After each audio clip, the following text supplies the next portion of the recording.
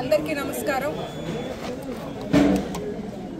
మన ముఖ్యమంత్రి చంద్రబాబు నాయుడు గారు, డిప్యూటీ సీఎం పవన్ కళ్యాణ్ గారు మంచి ప్రజా ప్రభుత్వం ఏర్పడింది వాళ్ళ సారథ్యంలో.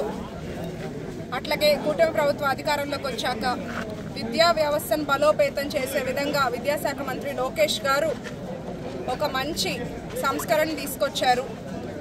రాష్ట్ర వ్యాప్తంగా 475 ఇంటర్మీడియట్ కాలేజీల్లో గవర్నమెంట్ ఇంటర్మీడియట్ కాలేజ్ వాళ్ళకి మధ్యాహ్న భోజనం పథకాన్ని నేటి నుంచి ప్రారంభించారు. ఈ పథకం ద్వారా 1,48,419 మంది ఈ పథకం వల్ల లబ్ధి పొందుతారు. ప్రతి ఒక్కళ్ళు పిల్లల దగ్గర నుండి పెద్దవాళ్ళ వరకు ఎప్పుడూ ఆరోగ్యంగా ఆనందంగా ఉండాలని నిరంతరం కూటమి ప్రభుత్వం కృషి చేస్తున్నారు.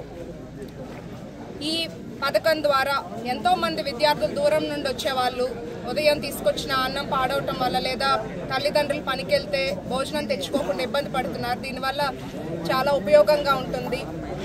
గతంలో చూస్తే తెలుగుదేశం పార్టీ హయాంలో 2019 వరకు ఈ మధ్యాహ్న భోజనం పథకం కింద భోజనం అందించేవాళ్ళు. తర్వాత వైసీపీ అధికారంలోకి వచ్చాక ఈ పథకాన్ని పక్కన పెట్టేశారు. అంతేకాకుండా ఇంటర్మీడియట్ విద్యా వ్యవస్థ నిర్వీర్యమయ్యాయి. వాటిని బలోపేతం చేసే విధంగా అందులో భాగంగా ఈ పథకానికి డొక్కా సీతమ్మ గారి పేరు పెట్టడం చాలా ఆనందంగా ఉంది. ఆంధ్రప్రదేశ్ అన్నపూర్ణాదేవి ఆవిడ ఎవ్వరు వచ్చినా ఆకలి తీర్చి వాళ్ళకి కడుపు నిండా భోజనం పెట్టి పంపించేవాళ్ళు. అలాంటి అన్నదాత పేరు పెట్టడం చాలా సంతోషంగా ఉంది. ఇట్లా ప్రతి ఒక్కరి గురించి ఆలోచించే మా ప్రభుత్వంకి మా అందరి తరపున ప్రత్యేకమైన ధన్యవాదాలు.